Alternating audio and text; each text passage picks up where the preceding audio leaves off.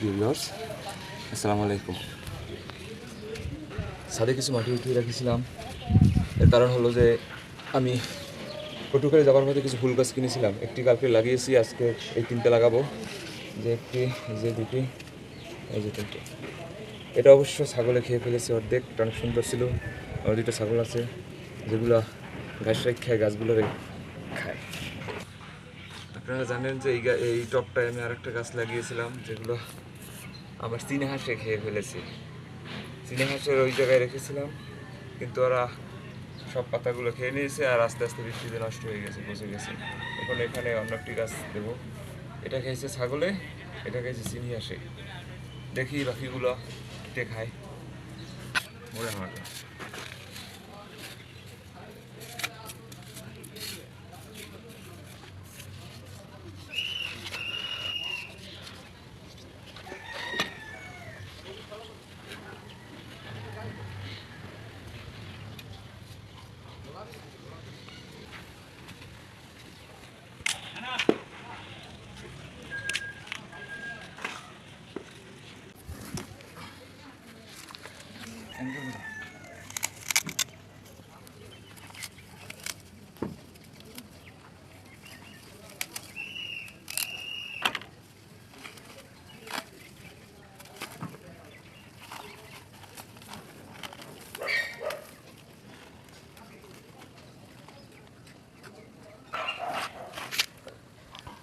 বিসমিল্লাহ।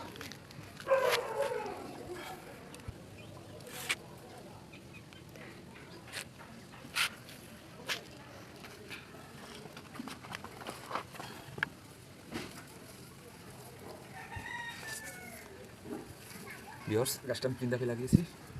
মূলত প্রথম গর্ত করে, তারপরে জৈব সার দিয়েছি একেবারে নিচে, তারপর হালকা কিছু মাটি দিয়েছি। মাটি দেওয়ার পরে পাশে যে খালি জায়গাগুলো ছিল ওইগুলো আবার জৈব সার দিয়ে ধরে দিয়েছি, আর একেবারে উপরে কনসে আপনার মাটি দিয়েছি। আর মাটির পরে আমরা ইটের রাবিশ আছে, এই যে রাবিশগুলো দিয়ে দিচ্ছি যাতে বৃষ্টি কোনো ক্ষতি না করতে পারে। পানির যে একটা আছে, কূপ আছে, যেটা আমরা ব্যবসায় পানির কূপ বলি, কূপে যাতে নষ্ট না হয় মাটিটা, এই জন্য একটা গাছ লাগিয়ে ফেলেছি আর দুটো লাগিয়ে ফেলবো। ঠিক আছে,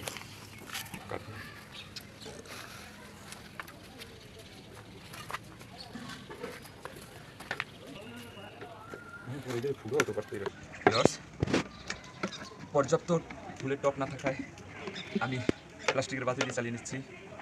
যখন টপ হবে তখন টপে স্থানান্তর করবো ইনশাল্লাহ। বাতিটা সিদ্ধ করে নিচ্ছি যাতে এক্সট্রা পানিগুলো বের হয়ে যায়, নাইলে মাটির ভিতরে পেপারগুলো পচে যাবে পানি জমে। প্রথমে আমরা মাটি দেবো।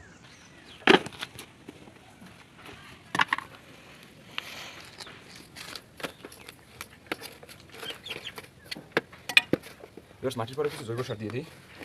আর এটা একেবারে খাঁটি জৈব সার। আমার নিজের গরুর শেড ছিল আগে, যেখানে সেই গোবরগুলো দিয়ে এখন ফাঁস হয়ে গেছে, আর সেই ফাঁসগুলোই এখন গাছ রোপণ করতে ব্যবহার করতেছি। এখন এই গাছটা লাগাবো। এই গাছটার নাম আমি সঠিক জানি না, তবে যেখান থেকে কিনেছি নার্সারি থেকে, ওরা বলছে যে এই গাছটা তো এমনি সুন্দর পাতাগুলো, আর এখানে একটা ফুলও নাকি আসে। দেখি কী ফুল আসে, আপনাদের ফুল আসলে দেখিয়ে দেবো অবশ্যই, তাতে ভুল হবে না। বিসমিল্লাহ। এবার সমান মাঝখানে বসে দিয়ে এখন কিছু ধুলো মাটি দেবো।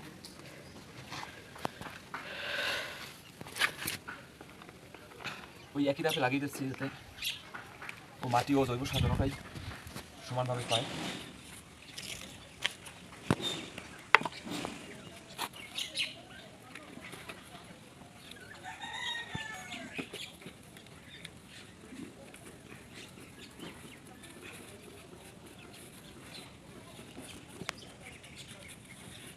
এরপর উপর দিয়ে মাটি দিয়ে দেবো।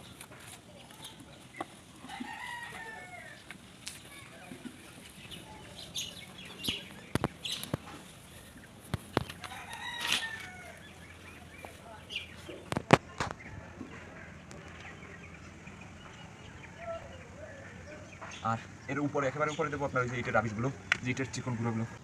সেটা ওই একইভাবে লাগিয়ে দিচ্ছি। কিছু করার নাই, টপ নাই, কী করার আছে। আর আমাদের আশেপাশে টপ পাওয়া যায় না।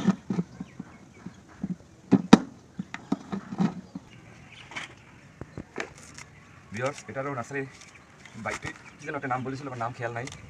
বলছে এটাও একটা ফুল হবে আর পাতাটাও একটা ফুলের মতনই কালারফুল। বাকিটা ছাগলে কিনেছিলেন, এটা অনেক সুন্দর ছিল, সরানো ছিল এদিকে।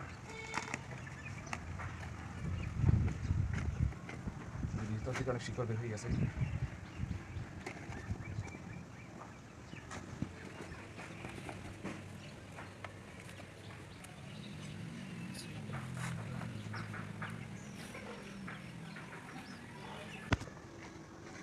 কী বলবো ভাই, প্রচণ্ড রোদ আর হঠাৎ হঠাৎ বৃষ্টি আসে। আমিও হঠাৎ বৃষ্টি দেখে কাজে নেমেছিলাম, কিন্তু এখন রোদ্রে খুব কষ্ট হচ্ছে, ঘাম ঝরছে অনেক, সর্বশরীর ভিজে যাচ্ছে ঘামে। কিন্তু কিছু করার নাই, যখন নেমেছি কাজে কাজ সম্পূর্ণ করেই ঘরে ফিরবো ইনশাল্লাহ।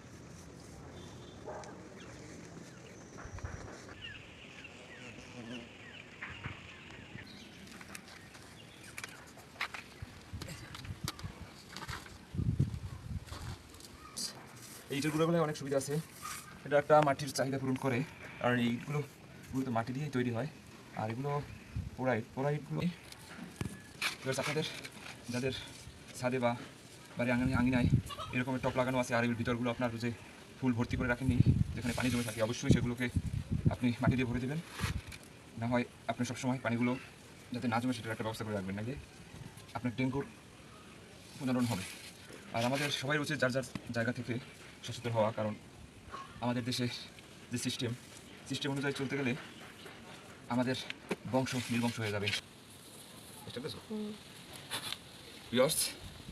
আজকের এই ফুল গাছগুলো লাগিলাম, আজকের এই ফুল গাছগুলো লাগানো সম্পন্ন করলাম। আর এই গাছটার ফুল আপনার এটার নামটা আমার খেয়াল নেই, তবে লাল ফুল হয়, কিন্তু এটা একটু ব্যতিক্রম, এটা হবে সাদা। ফুল ফুটলে আপনাদের আমি এগুলো সম্পর্কে সব দেখিয়ে দেবো গাছি রাখে। আর সবাইকে নিয়ে ভালো থাকবেন, ভালো রাখবেন। আল্লাহ হাফেজ।